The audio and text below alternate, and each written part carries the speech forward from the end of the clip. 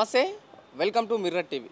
నేను పవన్. ప్రస్తుతం మనం సోమాజిగూడలో ఉన్నాం. అయితే తెలంగాణ రాష్ట్ర మంత్రివర్గ విస్తరణలో బంజారాలకు ఖచ్చితంగా చోటు దక్కాలి, బంజారాలో కీలక పాత్ర పోషించారు కాంగ్రెస్ పార్టీ అధికారంలోకి రానికని చెప్పేసి ఒకవైపు బంజారాలు పూర్తి స్థాయిలో కొట్లాడుతున్నారు. ఇక్కడ అశోక్ రాథోడ్ కూడా ప్రభుత్వం అధికారంలోకి వచ్చి నుంచి పెద్ద స్థాయిలో కొట్లాడుతున్నారు. బంజారాలకు ఖచ్చితంగా ముఖ్య స్థానం అధికారం ప్రభుత్వంలో ఇవ్వాలి అని చెప్పేసి అటు ఢిల్లీకి ఇటు రాష్ట్ర పెద్దలకు కూడా పదే పదే చెప్తూ వస్తుంది. కానీ ఎక్కడ కూడా అంత పెద్ద స్థానం ఇటు కాంగ్రెస్ పార్టీ పట్టించుకోవట్లేదని చెప్పేసి ఒకవైపు ఆందోళన చేస్తూ ప్రెస్ మీట్లు అటు ఒకవైపు నిరసనలు తెలుపుతూ వస్తున్నారు. మాట్లాడదాం ఏంటి ఇప్పుడైనా సరే, ఇప్పుడు ఏదైతే మంత్రివర్గ విస్తీర్ణలో బంజారాలకు ఎంతవరకు చోటు దక్కే అవకాశం ఉందని చెప్పేసి తెలుసుకునే ప్రయత్నం చేద్దాం. మొన్న ఢిల్లీ ఇల్లు ఈ విషయాన్ని అక్కడ ప్రస్తావించలా? తప్పకుండా. ఎందుకంటే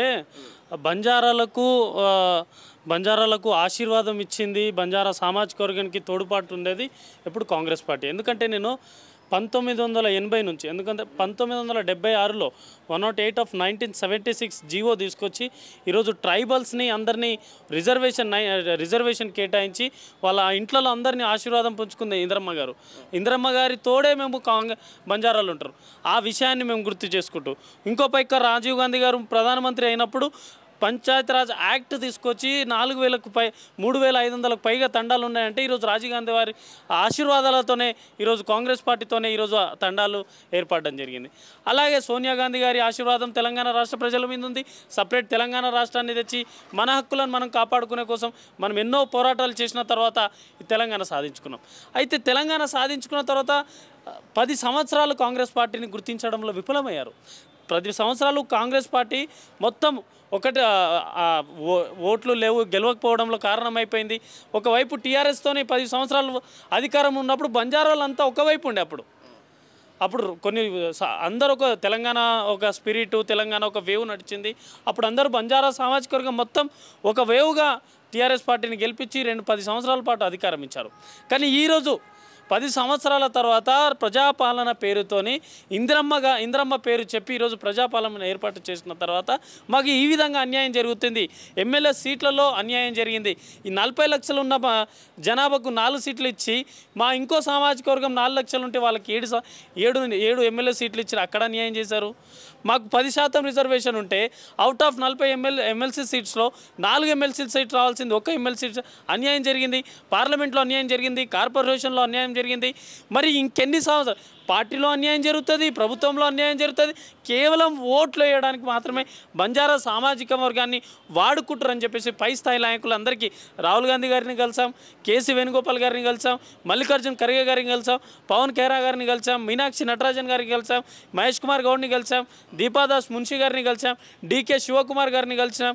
అలాగే అక్కడ ఉన్నటువంటి ఏఐసిసి నాయకులు అందరినీ కలిసి చాలా స్పష్టంగా బంజారాలకు న్యాయం చేయకపోతే మాత్రం భవిష్యత్తు కార్యాచరణ ఇంకోలాగా ఉంటుందని చెప్పేసి రైట్. కాంగ్రెస్ పార్టీలో బలమైన బంజారా నాయకత్వం లేదు కాబట్టి మేము పూర్తి స్థాయిలో ఈ మంత్రివర్గ విస్తరణలో కావచ్చు, లేకపోతే కార్పొరేషన్ చైర్మన్లో మేము ఇవ్వలేకపోతున్నామని ఒక వార్త కూడా బయట వినిపిస్తుంది. దీని గురించి ఏం చెప్తారు? అంటే బలంగా లేని నాయకులు అంటే బలంగా అంటే కండలు అవి ఆర్థికంగా కావచ్చు, జనబలం కావచ్చు, ఇట్లాంటివి. మినిస్టర్ పోస్టుకి ఆర్థికంగా ఏం సంబంధం ఉంటుందండి?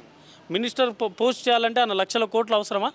అవసరం లేదంటారా? ఆర్థికంగా బలంగా ఎందుకు అవసరం? మా జనాభా ఉంది కదా. రాహుల్ గాంధీ గారి మాటలు మేము గుర్తు చేస్తున్నాం. జిస్ని జిత్ని ఇస్కే ఇస్సేదారి ఉత్ని ఉస్కి భాగీదారి అంటే రాహుల్ గాంధీ గారు ఎప్పుడు ఏ ప్రసంగంలో ఉన్నా రాజ్యాంగం పట్టుకొని ఎవరి జనాభా ఎంతో వాళ్ళకంత అవకాశం రావాలి, ఎవరి జనాభా ఎంతో వాళ్ళకి అధికారంలో అంతా వాటర్ దక్కాలి. దానికి ఏమైనా డబ్బుతో సంబంధం ఉందా అండి? దానికి అధికారంతో ఏమైనా ఆర్థికంగా ఏమైనా సంబంధం ఉందా? మా జనాభా ఇంత ఉంది.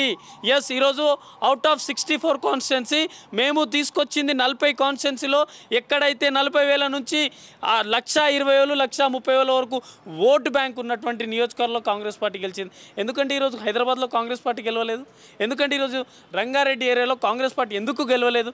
ఈరోజు కరీంనగర్ ఏరియాలో కాంగ్రెస్ పార్టీ ఎందుకు గెలవలేదండి? బంజారా సామాజిక వర్గం లేదు కాబట్టి గెలవలేదు. బలంగా పనిచేసింది ఎలక్షన్ టైంలో బంజారా సామాజిక వర్గం ప్రజాపాలన రావాలని. అవును, ఇది కేటీఆర్ గారు చెప్పారు కదా, నేను చెప్పడం లేదు. ఇది కేటీఆర్ గారి మాటలు నేను చెప్తుంది. ఇప్పుడు కేటీఆర్ గారు ఓడిపోయిన మరొక్షణం ప్రెస్ మీట్ పెట్టి మేము బంజారాలు ఓట్లు వేయకపోవడం వల్ల మేము ఈరోజు అధికారం కోల్పోవడం జరిగింది, మేము బంజారాలకు ఏం అన్యాయం చేశామని ఆవేదన చెందిరు కదా. ఇది నేను చెప్తున్న మాటలు కాదు కదా. రేవంత్ రెడ్డి గారు సర్వేలో చెప్పిన మాట, వేం నరేందర్ రెడ్డి గారు స్వయంగా ఒప్పుకున్న మాట. ఈరోజు బంజారా సామాజిక వర్గం లేకపోతే రేవంత్ రెడ్డి గారు ముఖ్యమంత్రి కాదు, ఉత్తమ్ కుమార్ రెడ్డి గారు మంత్రి కాదు, పొంగులేటి శ్రీనివాస్ రెడ్డి గారు మంత్రి కాదు, ఉత్తమ్ కుమార్ రెడ్డి కాదు, కోమటిరెడ్డి వెంకటరెడ్డి కాదు, జూపల్లి కృష్ణారావు కాదు, సీతక్క కాదు, కొండా సూర్యక్క కాదు. మరి ఏందండి ప్రజాపాలన ప్రభుత్వం అంటే? ఏ ఏ సామాజిక వర్గానికి న్యాయం చేస్తున్నారు? కేవలం ఈరోజు అగ్రకులాలకే మాత్రమే అధికారం దక్కుతుంది. కానీ ఈరోజు ఓట్లేమో మావి, సీట్లు ఇవ్వాలి, త్యాగం మాది, భోగం వాళ్ళదా అండి? ఇదా అండి ప్రజాపాలన? సామాజిక న్యాయం అంటారు, ఇదా అండి సామాజిక న్యాయం? బంజారాలకు మాత్రం మంత్రి పదవిలో విస్తరణలో విస్మరిస్తే రేపు భవిష్యత్తు కార్యాచరణ చాలా ఘోరంగా ఉంటుంది. రేపు పంచాయతీరాజ్ ఎలక్షన్లు కూడా వస్తున్నాయి. 3500 గ్రామ పంచాయతీలు తండాలలో ఉన్నాయి. ఇవి గుర్తు పెట్టుకొని మీరు ఎవరి పేరు ప్రస్తావిస్తున్నారు? ప్రస్తుతం బంజారాలో నాయకులు కాంగ్రెస్ పార్టీలో కీలకంగా పనిచేస్తున్న వాళ్ళ దాంట్లో అంటే ఇప్పుడు వాస్తవంగా ఒక మాట ఏంటంటే, ముగ్గురు కాదు, ఉన్నదే నలుగురు. ఈ నలుగురులో మీకు ఎవరు నచ్చుతో వాళ్ళకి ఇవ్వండి, మాకేమద్దు. మా 2 డాక్టర్లు ఉన్నారు, ఉద్యమ నాయకులు ఉన్నారు, 2 డాక్టర్ మైబాద్ నుంచి ఉన్నారు, డోర్నకల్ నుంచి 2 డాక్టర్లు ఉన్నారు. తర్వాత రామదాస్ నాయకు మా గిరిజన సంఘాలలో పనిచేసి ఈరోజు ఎమ్మెల్యే అయ్యిండు. ఎక్కడ ఆర్థిక బలం లేదు కదానికి, ఖాళీ పనిచేసి కష్టపడి ఈరోజు తండాలలో తిరిగి, గ్రామాలలో తిరిగి పేరు తెచ్చుకున్నందుకు ఈరోజు ఎమ్మెల్యే అయ్యిండు. మా బాలనాయక్ గారు ఉన్నారు, 3 సార్లు ఇప్పుడు ఎమ్మెల్యే, ఒక జడ్పీ చైర్మన్గా చేసిన అనుభవం ఉంది కదా, బ్రహ్మాండంగా అడ్మినిస్ట్రేషన్ నడపగలరు. ఇంకేం కావాలండి? అడ్మినిస్ట్రేషన్ నడపగలుగుతాం, అందరిని మేనేజ్ చేయగలుగుతాం, ఇంకేం కావాలండి? ఎందుకు మరి అంత ముఖ్యమైన పదవులు ఎందుకు ఇవ్వలేకపోతుందంట కాంగ్రెస్ పార్టీ? అదే ఇప్పుడు కాంగ్రెస్ పార్టీ అంటే కింద చూడాలి, పైన చూడాలంట. కాంగ్రెస్ పార్టీలో ఇప్పుడు టీఆర్ఎస్ పార్టీ ఏమో అందరికీ న్యాయం చేసిందంటే పార్టీ మీద వ్యతిరేకత ఉండే మంత్రి సీతక్కకి, సత్యవతి రాథోడ్కి మంత్రి ఇచ్చింది, కార్పొరేషన్లో ఇచ్చింది, ఎమ్మెల్సీ ఇచ్చింది, విప్ ఇచ్చింది, అందరికి ఇచ్చింది. మరి కాంగ్రెస్ పార్టీలో రేవంత్ రెడ్డి గారికి నిజంగా కాంగ్రెస్ పార్టీ బంజారాల మీద ప్రేమ ఉంటే, రేవంత్ రెడ్డి గారు ఎప్పుడు ఒక మాట అంటుంటారు, బంజారాలు అంటే ఒక 500కి 1000 రూపాయలకు అమ్ముడుపోయాయంటే, ఇదే రకంగా రేవంత్ రెడ్డి గారు ఆలోచన చేస్తే ఇప్పుడు కొత్తగా ఎన్నికైనా ఇంకా భవిష్యత్తుగా ఉన్న రేవంత్ రెడ్డి గారికి చాలా తక్కువ ఏజ్లో ముఖ్యమంత్రి అయ్యారు. ఇదే గనక మీరు విస్మరిస్తే, లంబాడికి ఎందుకు ఇవ్వాలని, ఎవరికి ఇవ్వలేకపోతున్నామని విస్మరిస్తే రేపు మిమ్మల్ని కూడా విస్మరించాల్సి వస్తుంది. రేవంత్ రెడ్డి గారు సొంత నియోజకవర్గం కొడంగల్లో ఎక్కువ శాతం ఉన్నది బంజారాలు నెత్తిన పెట్టుకుని గెలిపింది. ఎక్కడైతే మేము లగచెల్లా జరిగిన ఇన్సిడెంట్కి వెళ్ళినప్పుడు మేమే రేవంత్ రెడ్డి గారు రాకున్నా సరే దగ్గరుండి మా నాయకుడు గెలిస్తే బాగుంటుందని గెలిపించుకున్న వాళ్ళు ఇప్పుడు అన్యాయమైపోతులు, వాళ్ళని పట్టించుకుంటలేరని ఒకవైపు వాదన అనిపిస్తుంది. దాని గురించి ఏం చెప్తారు? అంటే ఇప్పుడు లగచెర్లలో ఫార్మాసిటీ పెడదామని, అది పెడదామని, ఇది పెడదామని చెప్తారు అన్న. బంజారాలు సాఫ్ట్వేర్ కంపెనీలో పనిచేస్తారా అన్న? పొద్దున్న లేస్తే భూమి తల్లిని నమ్ముకొని, తల్లిలాగా అదే ప్రేమించి దాన్నే నమ్ముకొని, దాని మీదనే రుణాలు తీసుకొని, దాని మీదే పిల్లల చదువు కోసం చదివించుకుంటారు. లగచెర్లలో అక్కడ పెట్టాల్సిన అవసరం ఏంది? వీళ్ళ స్వార్థం కోసం అన్న. ఒక్కసారి అధికారం వచ్చినాక అధికారమహంతో వీళ్ళకి బంజారాలు కనిపించరు, ఎస్సీలు కనిపించరు, ఎస్టీలు కనిపించరు, బీసీలు కనిపించరు. కేవలం వెలమలు, దొరలు, ఈ 2 కులాలు వాళ్ళకే మంత్రి పదవులు వస్తాయి. ఏంటంటే ఈరోజు Udaipur declaration, Congress party declaration ఏం చెప్తుందండి? 1 ఫ్యామిలీ 1 టికెట్ అంటారు. మరి ఎందుకండి 1 ఫ్యామిలీ 3 టికెట్స్ ప్లస్ మంత్రి అంట ఆప్షన్, 1+1+ ఇంకో ఆఫర్ అంట. ఎందుకు ఇది బంజారాల్లో ఎందుకు లేరు? ఏ కుటుంబంలోనైనా ఒకే ఇంట్లో నుంచి 2 ఎమ్మెల్యేలు ఉన్నారా? లేకపోతే ఒక ఎంపీ, ఒక ఎమ్మెల్యే ఉన్నారా? ఈరోజు కోమటిరెడ్డి గారి ఇంట్లో 2 ఉంటారు, ఈరోజు ఉత్తమ్ కుమార్ రెడ్డి గారి ఇంట్లో 2 ఉంటారు, జానారెడ్డి గారి ఇంట్లో 2 ఉంటారు, వివేక్ వెంకటస్వామి గారి ఇంట్లో 2 ఉంటారు. ఇట్లా చెప్పుకుంటూ పోతే అందరి ఇంట్లో 2 ఎమ్మెల్యేలు, ఎంపీలు ఉంటాయి.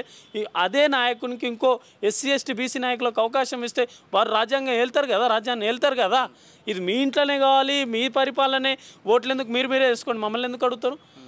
దండం పెడతాం, మీ కాలు మొక్కుతామని చెప్పేసి మా ఊర్లలో, మా తండాలలో, ఎప్పుడైతే నాయకులు వస్తుంటారో మా ఆడపడుచులందరూ వాళ్ళ ముందు డ్యాన్స్ చేసి వాళ్ళని స్వాగతం పలికిన రోజులు ఉన్నాయి కదా. ఇది కాదా అండి? ఇంకేం చేస్తారండి? అందుకే బంజారాలకు మంత్రి పదవి ఇవ్వకుండా మీరు విస్మరిస్తే రాజ్భవన్ దగ్గర జరిగే కార్యక్రమాన్ని కూడా అడ్డుకుంటామని చెప్పేసి నేను తెలియజేస్తాను. డిమాండ్ చేస్తున్నా మేమేంతో మాకంతానే నినాదాన్ని. అవును, నేను అదే చెప్తున్నా. రాహుల్ గాంధీ గారి మీద గౌరవం ఉంటే, వీళ్ళ Lok Sabha opposition leader, party president, ex president Rahul Gandhi గారి మీద కాంగ్రెస్ పార్టీ నాయకులకు గౌరవం ఉంటే, రాహుల్ గాంధీ గారు చెప్పిన మాటలను వీళ్ళు తీసుకుంటే నిజంగా జిస్ని జిత్కి ఇచ్చేదారి ఉత్ని ఉస్కి భాగేదారి. ఎవరి జనాభా ఎంత ఉందో వాళ్ళకి అంత ఆ అధికారంలో చోటు దక్కాలి. రాహుల్ గాంధీ మీద గౌరవం ఉంటే మాకు కేటాయించండి. రాహుల్ గాంధీ గారిని మీరు పట్టించుకోకపోతే, రాహుల్ గాంధీ గారిని మీరు లెక్క చేయకపోతే, రాహుల్ గాంధీ మాట్లాడాలని మీరు లెక్క చేయకపోతే మమ్మల్ని కూడా పక్కన పెట్టండి. రాహుల్ గాంధీ గారి గౌరవం ఉంటే మేము రాహుల్ గాంధీ గారికి మొన్న చెప్పినాం, చాలా స్పష్టంగా నేను పరిశీలించి మీకు తప్పకుండా న్యాయం చేస్తా అని చెప్పారు.